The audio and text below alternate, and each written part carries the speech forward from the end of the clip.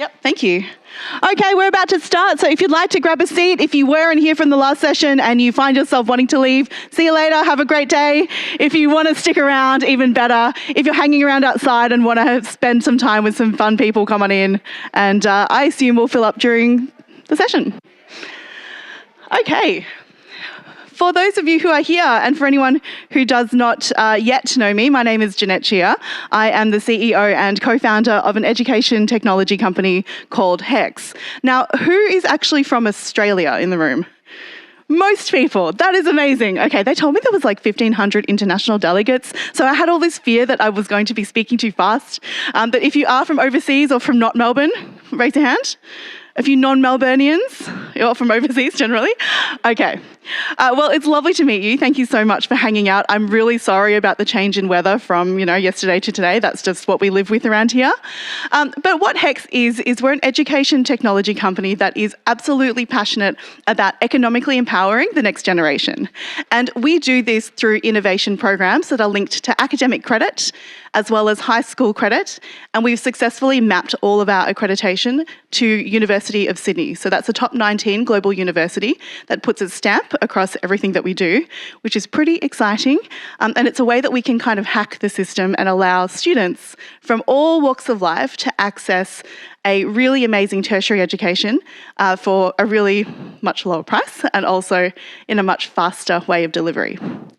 At HEX, we truly believe that innovation programs are just an amazing equaliser. If you've never done innovation before and you've never done entrepreneurship before, it almost doesn't matter what your birth lottery was, because it is a chance for you to create your own economic future. And that's why I wake up in the morning, that's why I do this business. And our story started when I was still working for a gentleman that you're about to meet at ANZ Bank, one of Australia's biggest banks. And since 2017, my team and I have grown from just a couple of us doing it on the side of our desks to a team of 14 that has been successfully venture-backed and supported by Giant Leap, which is one of Australia's impact VCs, as well as scale investors. You'll meet another one of our investors on the panel today, as well as a whole host of amazing community people and events organisers and just good friends of the ecosystem like Nock Lee, who you'll meet.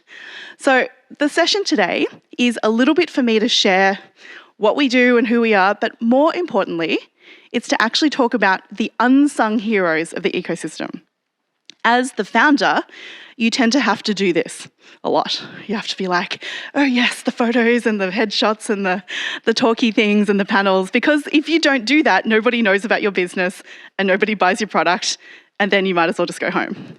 But you can't do any of it without an incredible crew of people around you, and also people who might not realise what they're actually contributing to the ecosystem at the time.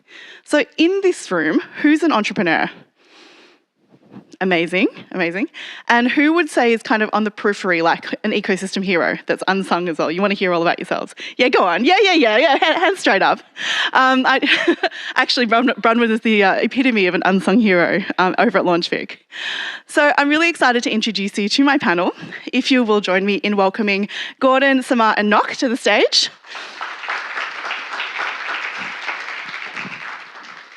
Now, I think we have 2 mics for you guys to share. Is that okay? Who wants to grab them? You can have them both. Okay. All right. Organise myself. Hi. Testing. Hello. Testing works. Okay, so first of all, I have the wonderful Gordon Rennie. Gordon leads digital transformations at ANZ Bank. He has been there for how long now? A long time. A long time. He's been building his career at the bank over many years. During that time has mentored countless of people. He's been responsible for launching some incredible transformations within the banking space. Things that if you're an ANZ customer, you've probably used and haven't really thought about, right? Yes. Yes. And Gordon was the last corporate boss I worked for, and the one that allowed me to sneak off and build a startup. And so I'm very curious to hear, what on earth was he thinking? Right? So we'll get back to that in a minute. The wonderful Samar is here, Samar Michaela. She is the co-CEO of Scale Investors. Now, Scale Investors focuses on investing in women-led startups, And Samar is just an incredible supporter of the ecosystem. If you've been following Forbes recently, she and a few of the other people in the ecosystem have actually made it important for VCs to report on how many women they back in their entire portfolio, which I think, you can't... Yeah, thank you. Round of applause for that. Thank you. Thanks, Jeanette. Yeah, because you know what? That VCs always tell us to measure what matters, and if we don't get them to measure what matters, things won't change. That's my job. That's your job. And over to the side is the wonderful Nok Lei, and Nok is the director of a group you might not have heard of, but it's called Asian Hustle Network. And Nok is not just the director of this network here in Australia, which brings Asian entrepreneurs and community members together to, accelerate their communities and all sorts of things. But she's also a serial entrepreneur herself, having founded Dessert Parlour. So she makes amazing desserts and cakes. I think you've done like 6 different food e-commerce businesses. Yeah, I've just started a lot of stuff and you've just for food and events. Yeah. Food and events, like she started something called What the Pho. Go for yourself. Go for yourself, sorry. During the pandemic, which was soup and noodles delivered to your door, and also founded the Beer and Donut Festival in Coburg, which is pretty exciting. So Nok is one of those people that just connects humans together. And can you please give them all one more round of applause before Okay. I think I do have a lovely little slide with their faces on it if you have that on the deck. And if you don't, it's totally fine. So I'm going to ask you first, Gordon, what was it like to have an annoying budding entrepreneur who couldn't sit still in your team? Did you as someone who, you're trying to get stuff done and you're paying a salary, how do you actually respond to someone who's like, yeah, can I just have leave to go and do this thing, or can I go and study this other thing, or can I take a break and take career leave? Let's talk about it. Well, Jeanette, I'd say if you personally were annoying, I probably wouldn't be here today, so that's the furthest from the truth. Look, I think in all large organizations, diversity of teams are really important. And I would say people who have a passion for starting companies and doing different things tick that box of diversity. And any team's made better by people with different passions and different paths that they're on. And I thought it was great. Absolutely loved having somebody, the same as you love having somebody on the team who has a passion for recreating civil war battles or for doing whatever they do. You should harness people's passions, and your passion was HEX. So I thought it was fantastic. It was really good for the team. Everyone fed off it. There was a lot of energy from it. And I'd say annoying couldn't be further from the truth. It was great. Oh, thank you. That's really kind. And I also appreciate that Gordon equates my hobby with HEX as being like a hobby at building Civil War battlefields. So it's like, that cute thing that you do on the side. No, I was trying to show contrast. That was my intent. That's totally fine. But can I ask you again, if you take a helicopter view, and this is for all three of you, if you kind of zoom out from your particular role in what you do every day, and you look at kind of the ecosystem as a whole, what roles do you think you actually play? How would you just self-describe the role that you play?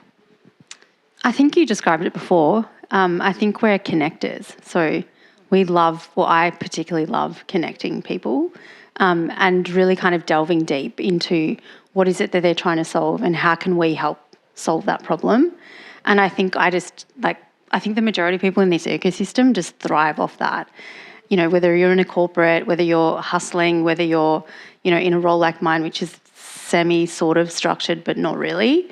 I think we just genuinely thrive on helping the broader ecosystem. And so it's kind of our job to be the helicopter and kind of matchmake almost. And, I was thinking about it this morning and I was like, you got to kiss a lot of frogs, right?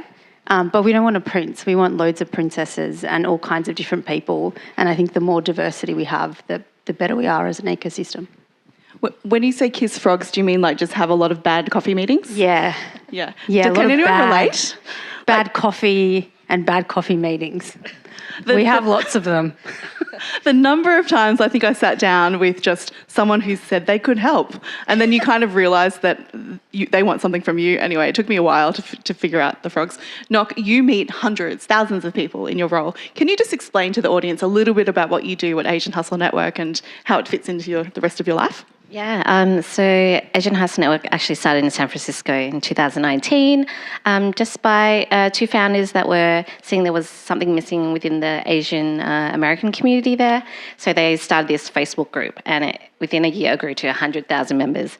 And then I was part of that group at the very start, and I was like, oh, they're so supportive. Something about the Asian Americans, they're so supportive, such a close-knit community. And I was wishing and hoping that we could have something here in Australia, because I'm well embedded in the Asian community here, and I am sort of the middle person. People are always asking me if there's someone that I know that I can connect them to, or they're looking for mentors and advisors, and then I see the other end where a lot of business owners are wanting to give back, but they don't know how to or who to go to. So I just put my hand up and I said, if you guys are ever thinking about growing in Australia, I'd love to just help you out, because I just do events here all the time anyway. It's just what I love doing, love connecting people, and then that's how it started. So that's what we try to foster here, a more supportive, supportive community here. How many people would you say have been to Australian Hustle Network, AHN, things like that, like a couple thousand? We've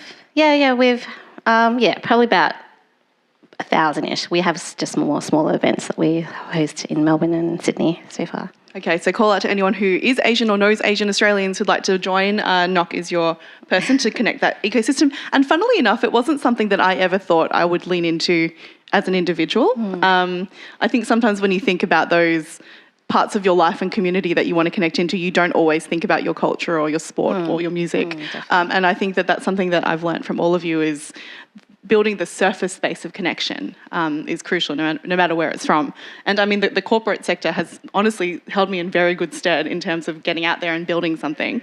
And Gordon, do you have any, I guess, advice for people who might be managing teams that do spot people in their teams that are entrepreneurial? Like, how do you harness that? Like, what kind of things could they do to bring that energy into the team? Look, I actually don't think it's about entrepreneurship per se. I think any leader of a large team has a key part of their role to support their team, both at a team level, at an individual level, and supporting an individual is helping them be their best self, both inside and outside of work. If outside of work, or there's a crossover to inside of work, involves starting a startup, then you support that and you hope that makes them a better person at their work. If it involves starting a family, you support them in helping that. If it involves doing something else, you support them in doing that. Some of the time people will move on and leave. That's, par for the course, but that happens more if you don't support someone than it does if you do. So what I would say is just be supportive, like you would for anybody who is doing anything in their life, because that's a kind of important role. And do you see that this is a mindset that is common in the corporate sector, or do you think that you're a one in a million awesome manager type person? Definitely, I definitely think not. You're one in a million, but look, it's very big. The sector's big. I take my company; it's very big as well. There are many different parts of it. Some of the parts are very supportive of entrepreneurship. I've been lucky enough to work in, innovation teams and transformation teams, which I'd say is probably, I guess, more supportive of that. Other parts less so. So I think any organisation is very different. It's kind of hard to generalise, but bring it back to before. It's any leadership role should be supporting people, and if that involves their passions outside of work, then it's part of it too. I love that. And I think even for those of us that are entrepreneurs, thinking about that as we lead our teams as well and grow our little baby teams from a couple to hopefully hundreds one day, thousands maybe. And Samar, you've also had an interesting evolution in your career to come into this ecosystem. So you were a corporate girly as well, if I may use the term. And you worked through JB Ware and all sorts of other very large corporate companies before joining Scale as an employee, and then now as a business owner of Scale, which is so exciting.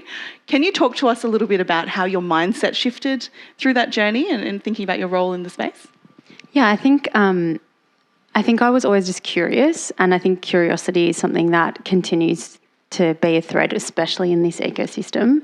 But I mean, even in corporate as well, I think there are so many opportunities that I was given within my corporate career to explore that curiosity and, start, I was that annoying person that would be like, let's do this leadership thing and let's like create this conference and let's bring all these, different people together and draw on our different cultures and bring that diversity into the workplace. And, I think people talk about this a lot, about bringing your whole self. And I think I particularly enjoy working in this ecosystem because you genuinely, you're in it 24/7. So you kind of have to bring your whole self. And that just naturally works for me, which I love because I'm kind of an obsessive person. And so being intense, really matches this kind of ecosystem. So I think curiosity is certainly one thing that has probably been the constant thread. It's funny, even when you mentioned before the coffee meetings, I remember the first time you and I actually met was at a little cafe called, I think it was the Butterfly... Yeah. Butterfly Lane or something. I don't know. It was in Tattersall's Lane, a very dark, dingy place. And I was trying to convince her to leave her corporate job to do a superannuation startup with me at the time because I was working at the bank thinking that superannuation was the most exciting thing in the world. But it's interesting to see. Well, we actually have one in our portfolio now. Right?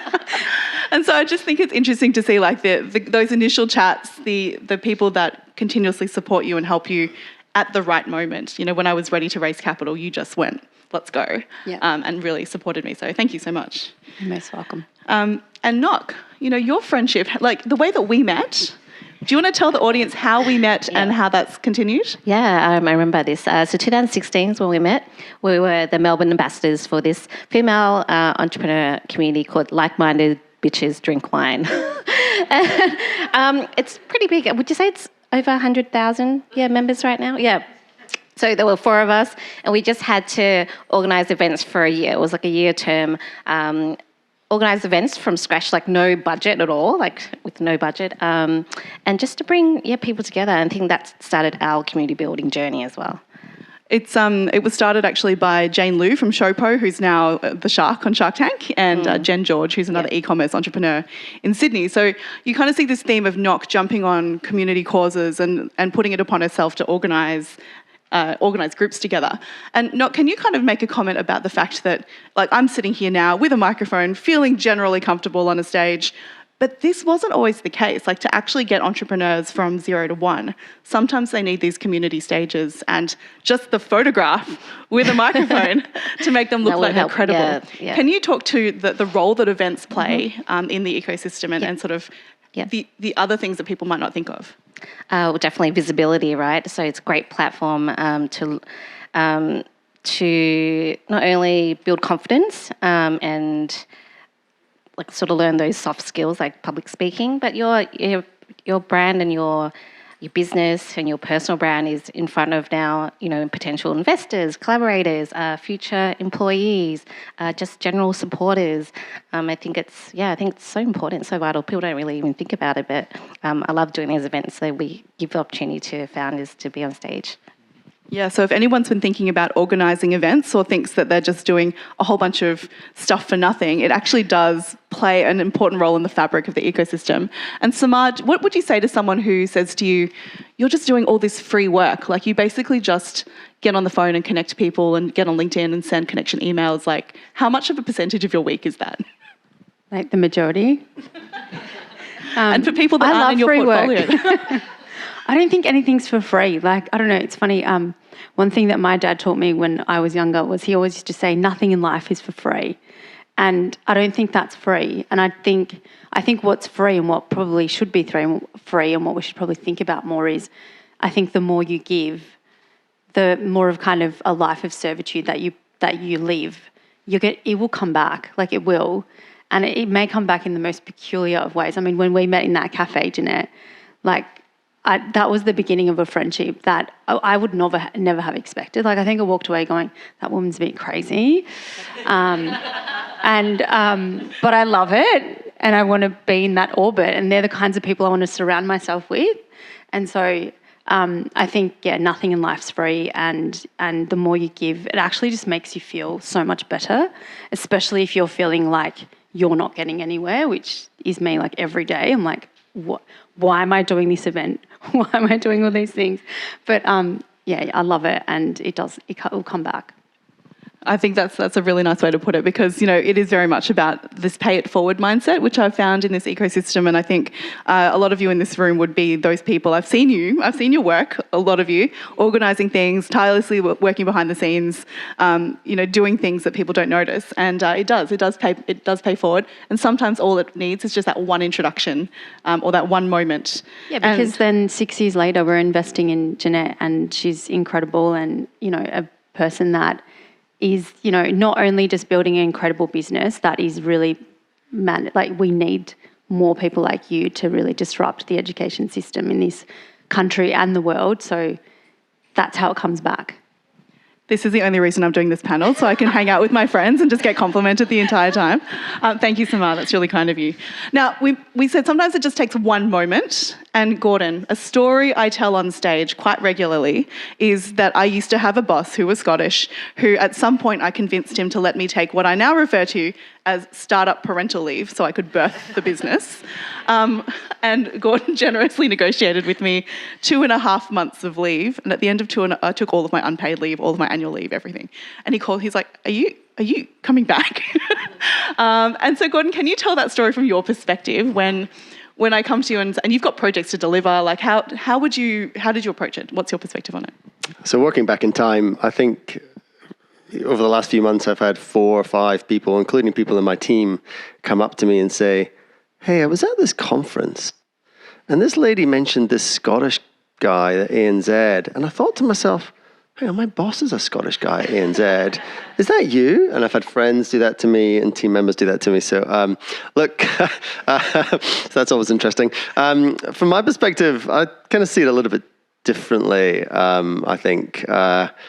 So first of all, ANZ is just a very supportive organisation. I've seen it support team members with cancer and support them to a kind of healthy recovery and back to work. I've seen it support me take part-time work to raise children. Of 6 months off to travel the world when I'd started a new job. So it's a very supportive environment. I think at that point in time, you only really ever asked for something that was allowed within a formal policy. Like I wasn't, waiting outside doors asking for exemptions to do sneaky things. It was a formal policy, and that formal policy supports flexible working in whatever form flexible working takes, whether it's to as I've said before, start a family, compete at the Olympics, play for the Matildas. That's a role that's a policy that's there for a reason. So I think what is perhaps less common is people that think, oh, how awesome, and help it along, versus people who think, oh, bugger, this member's going to be less present and less involved and eventually leave. As I said, I've been very lucky to work with very good human beings around me in ANZ, and I've always had that support extended to me by good human beings. I think it's an important thing to do when you're looking for any role or embarking on any endeavor, is to look at the quality of the people around you. And at that time when you mentioned it, it was, this is a formal policy. You can apply for it, and hell, I'll help as much as I can. And as I say, I think you mentioned pay it back, I think, and I've had it paid back to me, and I hope to pay it out to other people in the future as well, because it's part of the circle. I'm still going to call it startup parental leave, though. You know that, right? I think it was the when you came back and worked a day a week. For, 2 days a week. 2 days a week. 2 days a week. That was harder. I'm thinking, what can I get someone to do 2 days a week that is of value? But one of the things we found some things. You've got so many talents, Jeanette, and so many skills. I think that was why you were brought into the organisation in the first place. It was very easy to find that. So yeah. So that's also a call out to action for anyone who's worried about asking their boss for flexibility. There are policies, there are people out there who will support you, there are part-time returns to work, and I think really seeing it as a pursuit that is just part of becoming a richer human being and a richer employee at the time is probably a great lens for managers and leaders to look through. So thank you for that. Yes, I like my story, and I'm sticking to it.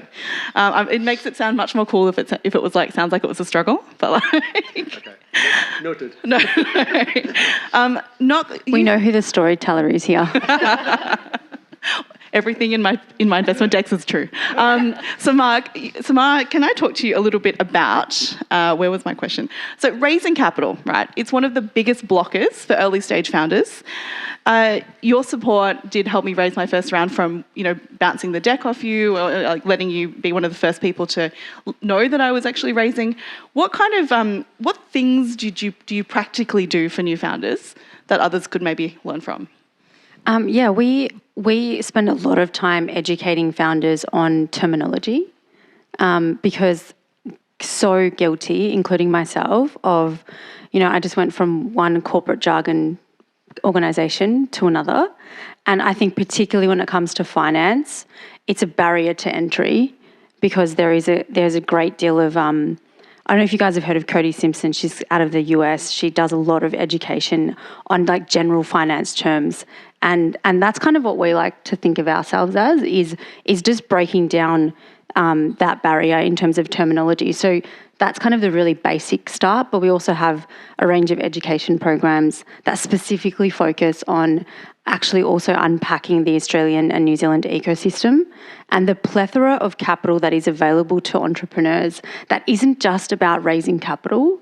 And I think I remember you saying this once, Jeanette, we roped you into some other talk that I always get you to do, and it was at Deloitte, and there's such a celebration for raising capital, globally as a kind of beacon of success. But actually, taking your team through the pandemic and keeping everyone's job and growing your business despite not having raised capital is something that I think also needs to be celebrated more. And I think we try to create that kind of education platform to just really give access and visibility into the types of, taking leave from your job or that's like the kind of baseline. But for us, it's like there's so many grants out there.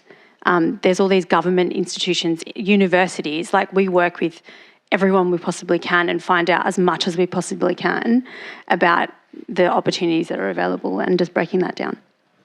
Yeah, I really like that in terms of it's a community-focused piece. And Nock, when you're running events and you have these hundreds of thousands of people around you, what are some of the most common things they're actually looking for? Like, do you see commonalities in the confusion or the questions or what people want? Yeah, it's pretty straightforward. Knowledge, obviously, they want to learn something. Networking, connecting, and to be inspired. And they usually get all those three when they come to these events. And when you were in your own entrepreneurial journey or are in your entrepreneurial journey, what are some of the perhaps unsung people in your world that have helped you lift the bar and expand your businesses? I mean, from a supportive point of view, sometimes it's just your really good, friends and family just being there to sort of lift you up when you need them to.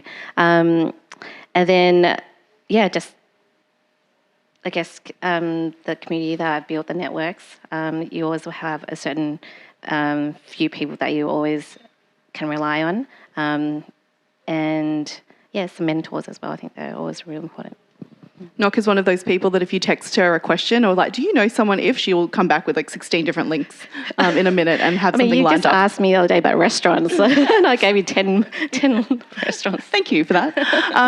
Now, we've got some time, but does anyone have questions from the floor? Like, does anyone have a conversation about any of the things that you're seeing in your environments or communities or the ecosystems here in Melbourne or even the ones in other cities and countries? Like, I'm super curious to hear a little bit about that. So what do we have?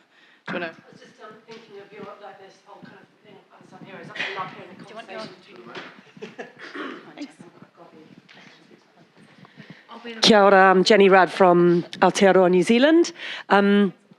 I was really enjoying that conversation between you all. It's really clear you've all got lots of connections together. So one of the things that we do in my angel group, I'm on the board of Enterprise Angels in New Zealand, is we have something called an angel drop-in clinic where we get some of the angels to just come and hang out like sort of once a month, and people who are whatever stage they're at, they can just come and say, talking to your point about jargon, come and sit down for half an hour and go, what's this? People have asked me for these things. What do they mean? Am I ready for capital? And angels just sit around and give help. So probably, Samar, it'd be quite interesting to hear your view of of your angel group, of all your angel investors that under scale, what kind of things that they do that is not is sort of unsung that they do to help your founders that they've invested in? Yeah, good question. A lot of them do a lot of free work. And so they come in and there's probably kind of three key areas that we mostly help our founders, irrespective if we invest in them or not. And so firstly, it's connecting to customers, particularly corporate customers, because a lot of us have backgrounds and connections into the corporate Australia in particular. And the best way to raise capital, if that's your journey, is to get customers and to start making revenue. The second thing that we do is advisory so take an advisory role or a board seat on these startups that we work with. But we link to then talent. So we actually go in and do a lot of workshops. So you need your, what is your go-to-market? How are you actually going to get your product into the hands of, Jeanette opened today with, it doesn't matter how good you are as an entrepreneur or how good your product is. I mean, the best technology does not win. I think there are countless of examples of that globally. Apple is not the best phone. It just isn't, but they have the best way to attract people to buy their product and pay a premium for it. And I think that's kind of the things that we do is we go in and help founders find their clients and build their strategies to get into market and to expand globally. And there's a lot of people within the ecosystem, and there's so many I can see around the room today, including yourself, Jenny, and Beck and Eamon and all these people that just spend so much time together where we're like, okay, how do we help the network and how do we help founders find their pathway and clear it for them? Awesome. Thank you so much for the question and also for sharing what you do in your network. What's it called again? Enterprise Angels. Enterprise Angels, okay. Oh, thank you, Bronwyn. Any other comments, questions? Unsung, can we get a round of applause for Bronwyn at Launchvic, please? I haven't done anything yet. Bronwyn is always behind the scenes organising all the Launchvic events, so thank you, Bronwyn. What other questions and conversations do we have? Any examples from your cities, ecosystems, your personal founder journeys of people that have helped you out? Let's celebrate them. Let's celebrate the unsung heroes. Thanks, Eamon. Hi, Jeanette. Hi, everyone. Thank you for the amazing insight that you shared with us. I'm not going to ask a question. I'm going to make a follow-up comment on building an ecosystem, the events that we organize for the exposure. I believe that we need more event organizers and community builders that comes from the grassroots in order to increase the number of species in an ecosystem.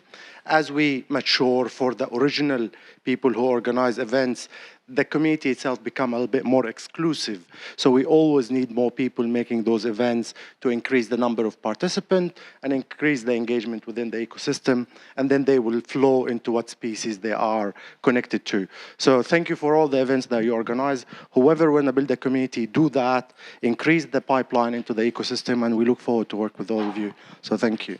Thank you so much, Eamon from Hatch Quarter. I absolutely love that. We got a comment here. Yeah, or question? Hello. Good morning. I am not from Australia, but I would like to thank you because I learned a lot. I am community builder in my country, and that thing that you say, Samar, about teaching our founders to talk, to speak the right language in finance is something we never thought about. And thank you very much to give us that particular advice. And thank you for having us, all of those countries here in Australia, and teaching us something else about your community building. Thanks. Thank you so much. That's a beautiful comment. I do want to also address, in general about community building. I completely agree that the jargon is major. I love the comment from Eamon around the species and just encouraging different kinds of people, because otherwise you do get to a conference and you look around and people all look the same, which is not the case in GEC, which is amazing. But something I'm quite proud of is the fact that there's groups of international students that come to Australia. So a group called Stint, they've got 6,000 international students on a Slack platform, and they run events weekly to make sure that that international students feel welcome and the door is left open to all of them as they join our community. So things like that are pretty important. What other comments and questions, and also panel, if you wanted to respond to anything spoken? Not yet? No? Hey, Beck. Hi, everyone. I'm Beck from LaunchVic, manage the Alice Anderson Fund there and work closely with particularly Samara and Jeanette on the panel, and know the unsung hero-ness of both of them. I'm curious, you all do so much for so many people, but there are only so many hours in the day and only so many that we can, that you can help as an individual. So what tips do you have to encourage others to step up and be the community builders, the examples that you're setting? But, what tips have you got to encourage others to follow that journey? Nock, I think we might start with you.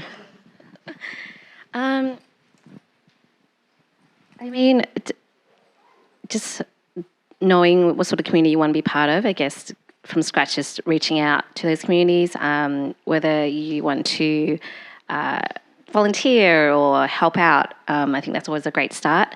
Time-wise, I don't know. I can't really, answer that too much. I feel like I have ADHD, so I'm like everywhere. I manage to do so many things. I try to stick to a schedule. It's very hard, and can I dare say, I love ChatGPT. It's helped me so much in handling a lot of my projects. But yeah, I don't know. It's just what's priority, right? And then set your time. I like that about thinking about what kind of community do you want to be a part of, and I would add to that, think about what kind of community you want to build. For me, I always like to think about the future and say, well, when I look back, when I look forward, can I see a world that I wanted to create, and what can I help to do to create that? So that's how I often think about my community building, which is what topics are we talking about? What procurement are we choosing? Who am I putting on stage in front of you? Whose voices are being elevated? I think all of that stuff is important. But honestly, just volunteer as a starting point. And Samar, what would you add? Yeah, maybe think about the skill. Everyone has a skill. Like everyone has something that they're good at. And I think if you try to harness that and then bring that to a community, no one's going to say no, because there's a massive shortage of every skill. And there's never enough people to provide, connections or access to. And I think, pick something you're good at. It's usually a good place to start. I often say you don't have to be a chef to work in a restaurant. So you don't have to be an entrepreneur to be in the entrepreneurial community. There's many different roles. And I'm just curious as well. I'm going to take this in a slightly different direction now. Gordon, you've got the mic, so that's that's on you. You are one of those people that, I'm just going to, inverted commas, hold the purse strings of the Australian economy, right? At a big bank, you've got procurement budgets, you can make choices about contractors and employment.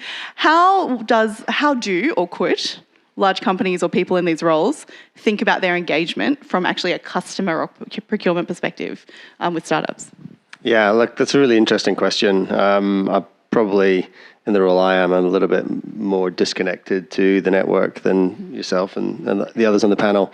I think maybe the traditional way that large organizations have interacted with the ecosystem is through acquisition of knowledge, skills, technology. Certainly in consulting industries, there's a well-beaten path of small consulting firms, whether it's in design or project management or whatever it might be, being acquired by large firms, rolled into practices and knowledge retained and used to grow the firm. I think most large corporates aren't as good at that. Certainly, I think of the one I'm in, it's not quite as good at that as that. But I think it's a really important part of the way large organizations connect with smaller organizations. Certainly we're very familiar that we don't have all the answers, we don't have all the skills, we don't have all the people that can solve all the problems. And we're also aware that it's very hard for us to bridge some of those gaps. And I think a way that large organizations can do that is through partnering initially and then acquisition. And that's kind of, exit strategies for small firms who might have a, differentiated proposition that can fit into the kind of jigsaw puzzle of a larger organization. I think that's an important role that large organizations can play, and also that entrepreneurs can think about from an exit strategy perspective in maybe 3-5 years' time when their organizations mature. I remember ANZ Innovation acquired a company called Shout for Good at the time we were working together, which was a charity app where you could shout someone a coffee for charity or something. I wanted to Following on from this point, I have the privilege of having worked in this kind of role. There are a lot of people I speak to that are just like, how on earth do I knock on the door of ANZ or like a big company?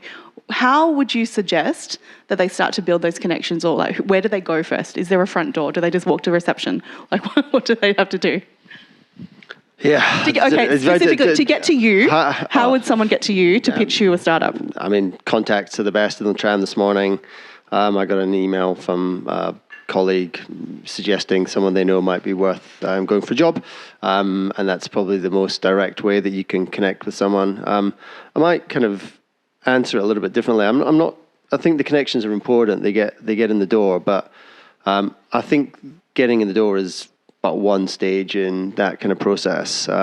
What startups do is give people exposure to an environment where they can get stuff done. And I think when recruiting, it's probably the most important factor when trying to hire somebody is do they have the ability to get stuff done, as opposed to the ability to sit in meetings and produce PowerPoint and pontificate and whatnot. And I think startups, whilst it's not necessarily directly, it's not causation, there is a strong correlation. If you have started a startup, you have to be able to get stuff done. And that particular skill set is always going to be helpful in an environment where you're building things, whether it's technology or products or services. So I think one of the things organizations can do is certainly look at people with that experience and try and think about it, not from the lens of, well, they work for a small firm, not a big firm, and therefore are less attractive, but look at the two people and go, well, this person gets stuff done because they had to produce or create something on their own. Think of what you did with HEX, versus somebody that didn't and just survived inside a large organization through some of the skills before. So I think that's a really important thing for large companies to look for in hiring people. And I think it's a really important skill for people who have started startups who want to join large corporates.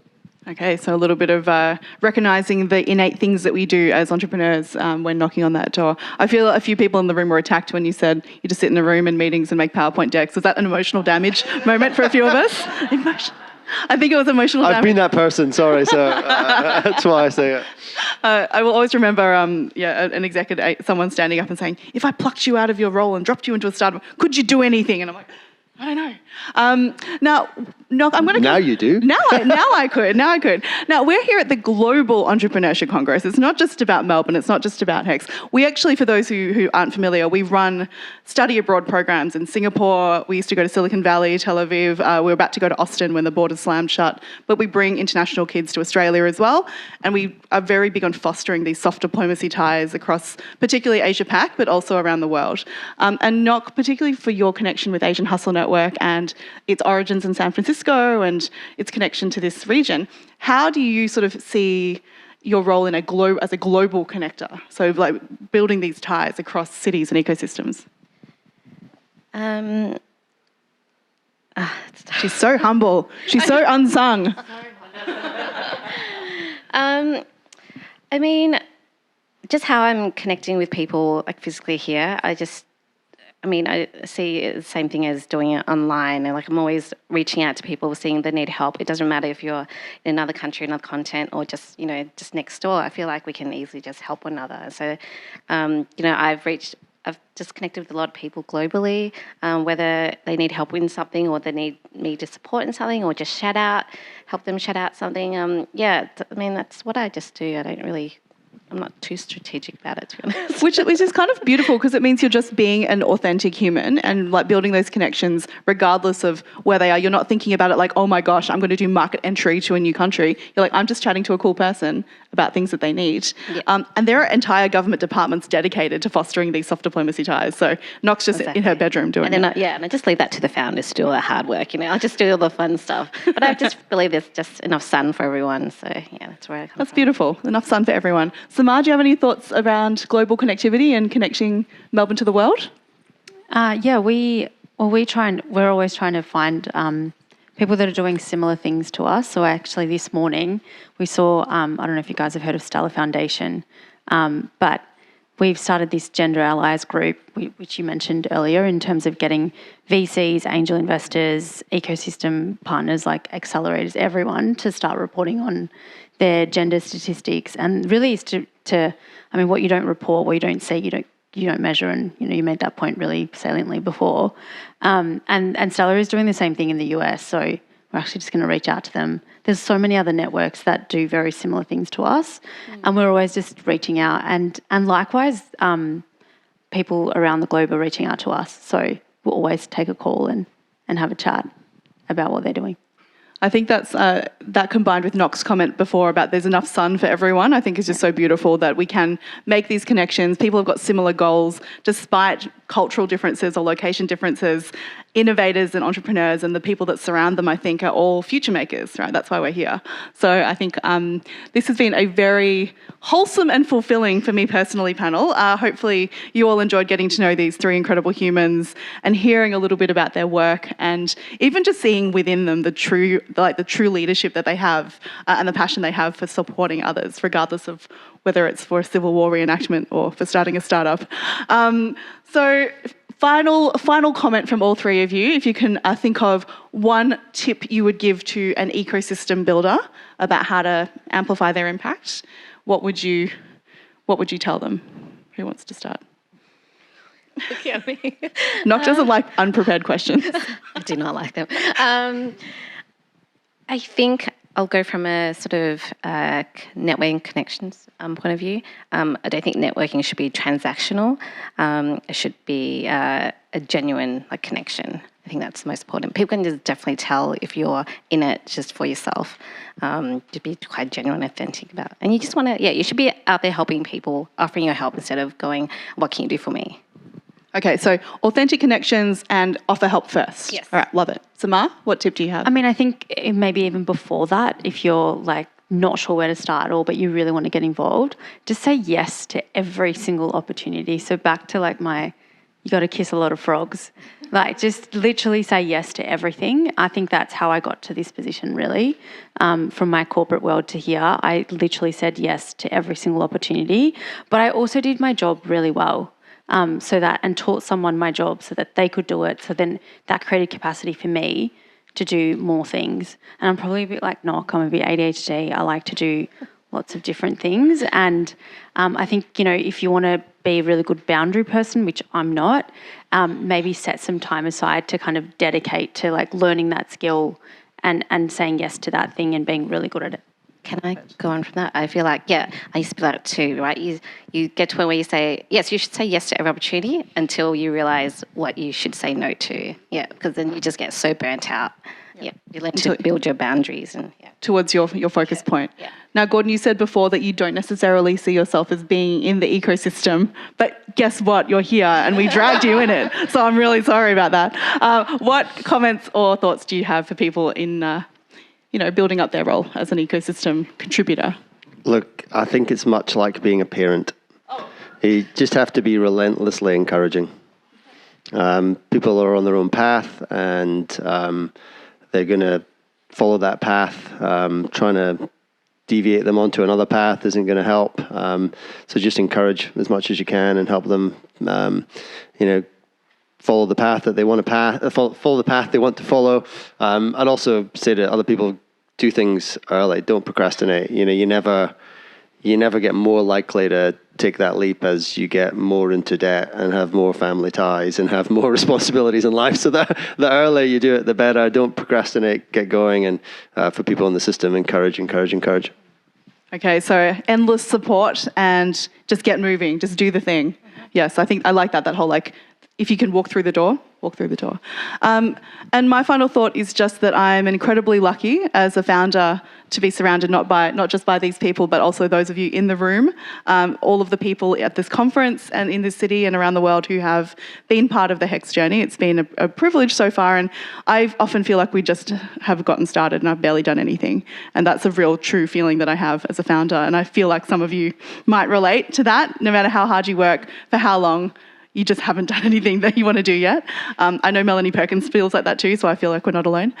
And honestly, I think it's amazing to see all of you here. So thank you for choosing to spend your time with us this morning. It's lovely to meet you all. Please do connect. And thank you so much to my panel. Thank you.